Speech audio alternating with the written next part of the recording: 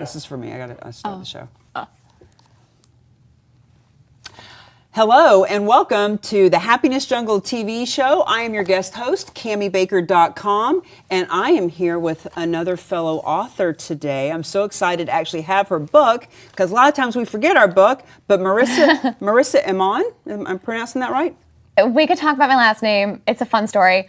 It's pronounced Marisa Imon. Imon. Yeah, but there is a whole thing we can get into. Well, let's get right into it. So my grandfather was a fashion designer, and he didn't think Goldfarb, this was like Great Depression era, he didn't think that the last name Goldfarb would sell clothing. And he started a brassiere company to start with. Okay. And he made the slogan, I'm on ease. I'm on. So he changed the last name to Imon. Interesting. But then he started doing everyday women's fashion and thought it would be even better to put an accent over the O, make it sound French, and make it Imon. So the thing is, my dad is Wayne and my mom is Martine. So it was Wayne Imon and Martini Imon. And they didn't like the whole Wayne Martini thing. So I go by Imon, but then I have other members of my family that go by Imon. So you can pronounce it pretty much anyway and you're not wrong. I go by Marisa Imon. And it's actually a name that was made up anyway. Yep, by a creative. So like, you can't get it wrong. Yeah. You know, I interviewed someone that analyzes handwriting, and she talked about how the different letters bring different emotion, and how she was doing seminars to women who are pregnant to talk about how you name your baby, what you name them will dictate who they are and what they do. You know how people that do numerology? Yes, it's like that with names. Yeah, with names. Oh my gosh, when I was in Israel, we had a whole day on this, and some people changed their name there because they were learning that their name didn't serve them the way they thought it did, and there was energy behind the letters. I don't know anything about that stuff, but I think it's absolutely fascinating. Well, I would love to see that episode. Well, I changed my name to Cami when I was 18. My full name is Suzanne Camille Baker, and I was Susie Baker growing up. And when I was 18, I had been called Susie Baker, Homemaker Baker. Go bake me a cake, and I thought, I don't want to be a Susie Q grandmother. Right. So my middle name's Camille, so I just went with Cami for and it so suits you. It does so suit me, and of course, I was 18 at the time, but I can't imagine being Susie Baker right now. You know, and then a couple of years ago, when I went to the West Coast and was with somebody else, I was legally going to change my name at the time to Angel West. That's another whole story. I have chills. Wow. I don't have a story behind it. I just have chills. That's really amazing. That's interesting. So I've actually asked people who've like analyzed my name, that do the whole numerology thing with your name and all that. And if they look at the A and the W compared to the C and the B, it's like just a whole different energy. And I know people that have changed their names and just how as a matter of fact, my daughter's name is Haley. And if she had been a boy, I would have named her Brady Alexander. And when she was younger, she struggled a little bit with her identity, and she thought about changing her name to Alex. And I told her, I said, if you're going to change it to Alex, do it now, so that all your credit cards and your birth certificate, get it all done. She never did, but I think that it would actually change who she is as a person, and I love who she is. Yet, if she wanted to enhance that. Don't want to get off on a tangent about that. I could get off on a tangent on that all day, Cami. You and I could get off on tangents about a lot of stuff. You have such a great energy. Back at you. You're just so yummy. And you brought me your book, and you brought me your yummy oils that I'll use to sleep with and and meditate with. But that's not what we're talking about today. We're talking about your new book. Super intense. I love that you're a superhero. Thank you. Speaking of name changes. Talk to me about your book. This book is all about how working with your intense emotions actually can be used as a superpower. I have bipolar type 1. I live unmedicated with bipolar type 1. However, I am not for or against medication. What does that mean? Bipolar, there's basically there's two kinds, type 1, type 2. I'm not a mental health professional. This is just my experience with it. So living with bipolar type 1 means that I've gone through extreme highs and extreme lows, sometimes all in one day due to rapid cycling. Fun. It's pretty exciting. And with type 1, that means as well that there was mania involved, and that involved me disassociating with reality. So clinical insanity occurred when I was 19. And I just wish that someone had given me guidance when I was younger to understand that my intense emotions are not a bad thing, because I do believe that the reason it built up to mania is because I thought my intense emotions were bad, and I tried desperately to hide them and run away from them and avoid them at all cost. And today, I am still very intense, still fairly up and down, but I use that to fuel me. I use it to guide me.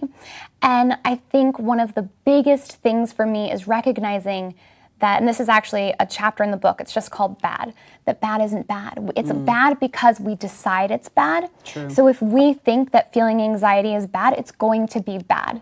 But if we think that it's useful and we want to listen to it and learn from it and grow from it, that's such a different perspective. And this is meant to be a very easy to read, easy to digest, step by step. It's got 20 different things that I do every day to live with emotional intensity in a positive way instead of it working against me. Well, perception is reality, right? That's a chapter as well. And perception is also all about our positioning and our business and our life. Right. And if your book is, you said you didn't sign it because you didn't know if I'd want to keep it about who else on the planet needs to know about intense emotions and how to use them to their benefit than me? Does that serve you? I think it will actually serve me. I think I'll actually read it. And it's fun and quick. And if you don't like reading, I am releasing it via podcast, so chapter by chapter, coming out for eventually for it to be as an audiobook too. But I just want it to be super accessible. It's only 99 cents on Kindle because I want people to be able to get it, and I priced it as low as possible on for print as well. I think like $4 or something, because this content is so important, and I made it for people to enjoy from youth all the way up. I've had people in their 60s tell me it helped them, and I've had people tell me it helped their children. So 18, 19 years old, you had this bit of a breakdown, and today you're writing a book about it. Tell us about that journey. It's a big one. So I had to withdraw from school. I thought aliens were talking to me. I think sometimes they are. Oh, for and sure. You're just Wait, open to now it. I'm like fine with it. Now I'm intuition is part of the journey. It's part of the book as well, is like being able to hear your own inner guidance. This was definitely a deviation from that. At the time though, this was like, this was certainly different. This was, I don't remember a lot of the time. In this period of my life, it actually affected a good portion of my memory for several years. A lot of times I'll be out and I'll see people that I probably should know and I don't really remember them. It definitely, a combination of that and all the medications I was given for it really affected my memory. Your journey sounds a lot like my journey with alcoholism. Oh my gosh. Well, just in the fact that, you do things to suppress, Right. How you really feel. Yeah. And there's a lot of stuff I don't remember. As a matter of fact, people will approach me and oh, I know you. And my immediate thought is, do they know me Which from the version? drinking days? Yes. Or do they know me from... They just saw you on TV. But I can say that publicly now. I can have fun Right. with it because it is what it is. Exactly. And I had to go through that journey to get to where I am, and you went through your journey. And I think laughing at it is so important. Like, Yeah. I love laughing about the times when I was on medication that made me I feel like even crazier than I was. My aunt and uncle were staying over one time, and my old bedroom from growing up became the guest room. And in the middle of the night, I came in with scissors, and I was like, I'm ready to craft. And this was medication that I was on. And so it kind of got to the point where I was either controlled by my emotions or controlled by medications. And I was at the mercy of either one. And I just made the decision there has to be something better, because either option right now is not working for me. And I like to make sure I say for me, because I know some people, medication works wonders. And I had tried so many different things, and it was just never good. I was always at the mercy of something. So when I made that decision, I ended up discovering meditation. And medication to meditation. it was exactly that. I didn't think I could sit still and meditate. One of the diagnoses that I also had was ADD.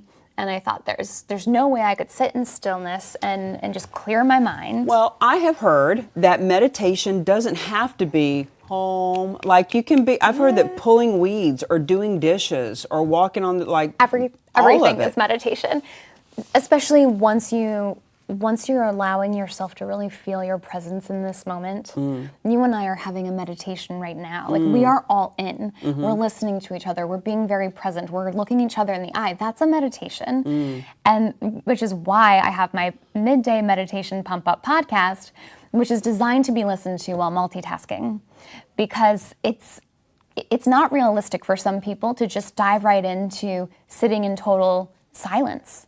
And not necessary. And not necessary. So what is your version of definition of paradigm shift of meditation? For me, it's any time that you're really feeling your presence in this moment. Beautiful. And that's it. You know, meditation for me, when I dance, like when I throw the F down and dance and swing my hair and close my eyes, when I dance, when I'm driving, listening to like podcasts and things that are like Gary Vee or you know, and also when I'm on stage. Yeah. Because, I hear you. because I love your definition, when you're really present and in the moment. You know, when I'm on stage, that's meditation for me. Me too, Cami. We are soul sisters. And for me, making music. That's a big part of my business. Is I'm a composer and I make meditation music and music for podcasts and stuff like that. And when I'm creating, which I feel so blessed to be able to create as often as I do, especially lately, I've changed a lot of my schedule so that it just allows this freedom for time for creation.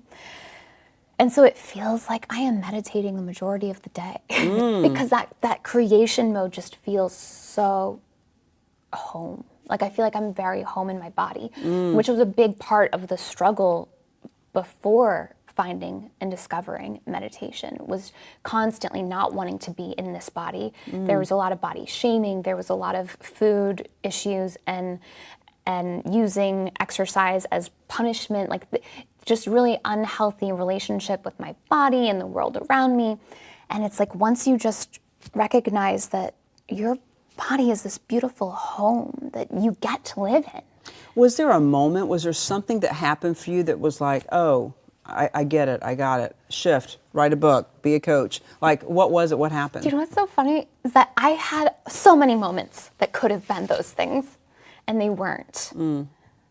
And they should have been. And they're actually longer stories than we probably have time for. But there were crazy turning points that I didn't wake up when they happened. Nothing, like you would hear the story about, you know, a head-on collision where no one was harmed, and I was supposed to have children in my car and they weren't. And it was all, it's a long story, but you would think that that would have helped me start changing my thinking. Big things happened, and they didn't change my thinking fully. Like there was no big, you know, like click on. Yeah. It was just sort of a series of, I know there's got to be a better way. I know there's got to be a better way. And I just kept marching and marching, thinking to myself, there's got to be a better way. And along the way, kind of like a snowball rolling down a hill, I just kept picking up more and more tools that led to the better way. And so there's no fun story of like, this was the moment. But there were things that really helped me. My mom gave me Marianne Williamson, who is now a candidate, the book, The Divine Law of Compensation. I think I'm mixing up the order of those words. The Law of Divine Compensation, I think is what it is. And it was the first spiritual type book that she had given me that I felt interested in. And it kind of just got me thinking about how there's more to life than just the self-loathing I was experiencing and all the pain and suffering. And that openness led to me receiving more things that led to me being more open, because I became a match for that energetically. I was open, so I was an energetic match to receive more things to help me be open to finding things that would best serve me. And it just all accumulated. And one of the biggest things that really helped me, Gabrielle Bernstein has a book called May Cause Miracles. It's like the 6-week program. And I did it maybe a dozen times, maybe not quite a dozen, but I did it many times. Big fan. And it helped me immensely. And eventually, a lot of the tools in that book became part of my daily life. And it all comes back down to really being honest with yourself, feeling your own truth, listening to your emotions, which is another reason why I want to emphasize that bad is not bad. Who are you here to serve? I am here to serve the little intense version of myself, whoever that is out there now, who is just young and confused about why they are so intense, why they're experiencing such extreme ups and downs and feeling like there's no way out of it. I'm here to serve that person because I've gone through it and I wished I had had someone be like, oh, here's 20 steps to help you recognize that you're actually exactly where you need to be and everything is working out perfectly for you and your intense emotions are a gift and here's how to use them as such. Can you share a story of someone that was in that place, you did some work with them, and what's going on now? That's a really good question. So I lost track with this person, but there is a story that comes to mind about someone who was really struggling with, and since I don't necessarily have permission for the story, I'm going to be pretty vague. Sure. But it's No names. very sweet and empowering for me. And this was before I even fully understood all these tools, actually. But I did understand the importance of shifting our mindset. And this person was very frequently feeling down about everything that was going on in their life and really could only focus on that. And we created a system where they would every day check in and make a list about anything that worked out well, whether it was the simplest thing of having a pencil that was sharpened when you needed a pencil, to having a glass of water when you're thirsty. There's so many tiny, tiny little things that are working out well all the time that we're just like taking for granted. Right now, this chair isn't breaking on me and I'm not on the ground. Right. That rocks. And this person who used to just be so angry and full of real rage that would bring about violent action ended up looking forward to that moment every day, to write down all the good things. And the rage and the anger decreased so greatly. This person became very happy. At least it felt that way to be around them. I could see and feel the change in just shifting that focus from, oh, feeling those things are bad, to I'm allowed to have my emotions, but also let's look at all the good things that are happening. So this makes me think of someone in my life that I would love to have that shift. How does someone introduce you and your concept to someone that may not even be in a place to receive it yet, or not even believe that they have a problem? That's such a good question, because I wonder that too, and the answer, I don't know if I know the answer, but the answer might simply be, if they're not ready, that there's nothing wrong with that. Perhaps they need to keep going through this a little bit longer. You know, like those times that I had those moments where if only I'd caught on, I could have been here sooner. I could have found happiness and self-love and groundedness sooner, but I didn't. And every single moment that I didn't get it, you know, I mentioned my mom gave me that book. She'd been giving me books like that for years. But it was just like, you're crazy, Mom. Love you, but you're crazy. I don't believe in any of that. Like, I don't need any of that. And I needed it. Yeah. But I couldn't see it. And so we don't know why someone's going through what they're going through, and we don't want to take away their lessons or life experience. So I don't know if this is the right answer, but sometimes if they're not ready, then that's not a bad thing. Well, but what you're talking about, you know, for example, alcoholism, if somebody drinks too much and you know that if they got sober, that clearly their life would be better, that's pretty cut and dry. And it's pretty easy to say, hey, here's the big book, or hey, let's go to a meeting.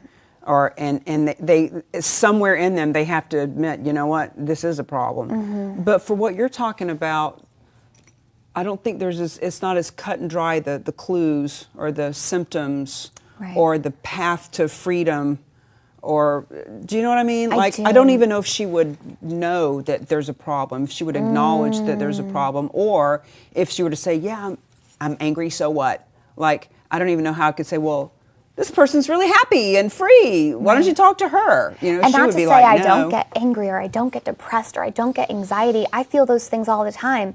But now instead of it consuming my life and becoming this whirlwind that overtakes me, you know, perhaps it's a few hours of pain, but I'm using the tools to work through it. I'm looking at it. So a tool might be, sorry, am I jumping ahead? Where did you find the tools? Like, how did you put this all together?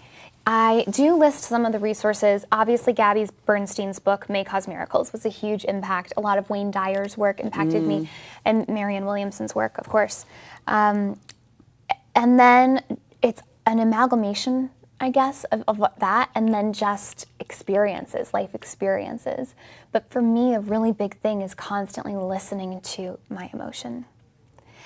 It being like, well, welcome in. It's like I have a tea party with it. Like you and I are sitting here and you're me and I'm like crazy self-hatred, right? Like, and if you were me, you'd just be like, hey, crazy self-hatred, pull up a seat. How you doing? Here's some tea. And just no judgment about it, bringing it to the table and recognizing that it has value too. And when I listen to it and I welcome it to the table and I show up to it with loving open arms, it's amazing how quickly I get its message and then it's just like, all right, peace. Like it just like, and I can feel the shift in my body. Almost like when you stop fighting it, there's just nothing else for it to do. Yeah, it's kind of like with a bully. Like if you act like, whatever, no big deal, the bully doesn't care anymore. Yeah. I've never thought about it that way until this moment, but it is kind of like that.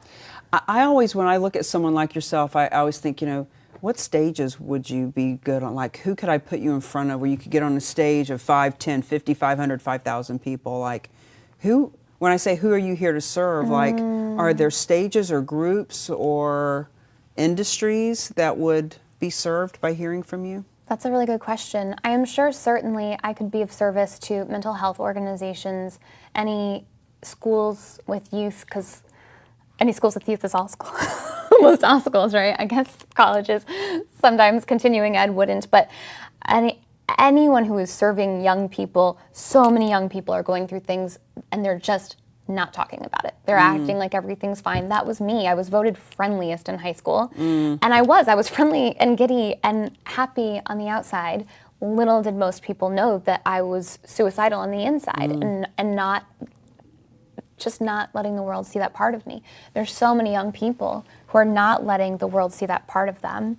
So a stage where there's young people in the audience, any mental health organizations, even corporations, right? Oh man, think about businesses who their employees just have to act like everything's good. It's a high stress job, but they're acting like everything's good for the benefit of the company because they're good team players and they got to do it. So do you teach them about meditation?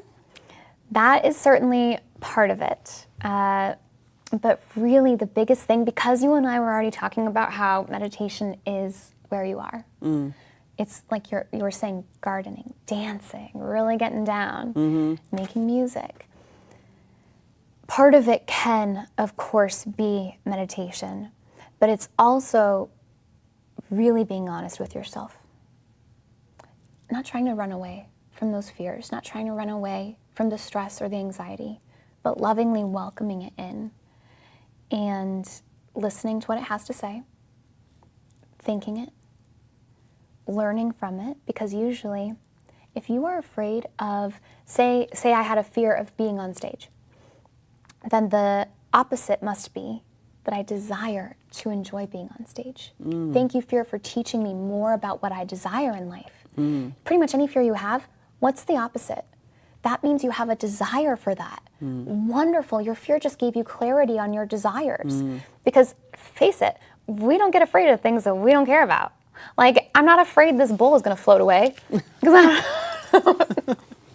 But I care about sharing my message. So a fear could come up about me not articulating it well. And I could say, thank you, fear, for teaching me that it is important for me to get it out in the clearest way. I appreciate you for showing up, for giving me that guidance. So we have about 2 minutes left. Flew by. What are a couple of tips that you would give someone who feels like, you know what, I'm pretty intense. I have my ups and downs. I don't always have a handle on myself. What would you say to them? Tip number one is, just because I say that emotional intensity is a superpower, that it's not on its own. Like, I don't want people getting twisted and being like, I'm intense, which means I have a superpower and I'm amazing, because I was intense and I was more like a villain for a lot of time looking back. I was like a sweet, cheerful villain, but a villain all the same. A villain to myself. And yeah, so on the cover is my superhero alter ego, Captain Heart Song, which Captain Heart Song. During mania on any given day, I either thought I was a villain or a hero. So now I am able to embody that. But I think the first thing is to recognize your intensity in and of itself is not the power. It's what you do with it is. And that you have the ability to take the responsibility to work with your intense emotions for good, right? Like when Spider-Man first got bit by a radioactive spider, he did not know what to do, but he had to work at it. He had to learn. He had to practice.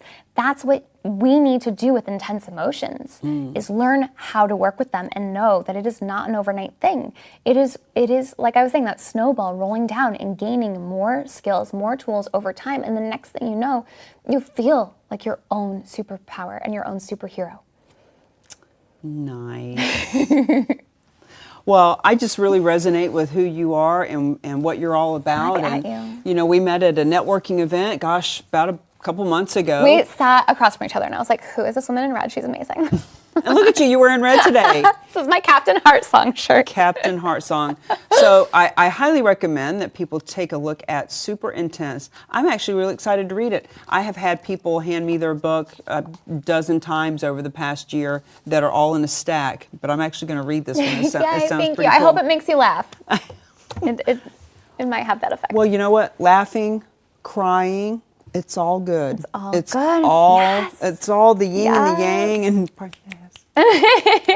well, thank you so much for being on the Happiness Jungle. So much for having me. It's a gorgeous jungle. I love it. And we love you. And we know it's a jungle out there, but you can be happier and you can be super intense, says Captain Heartsong. Bye-bye, everybody.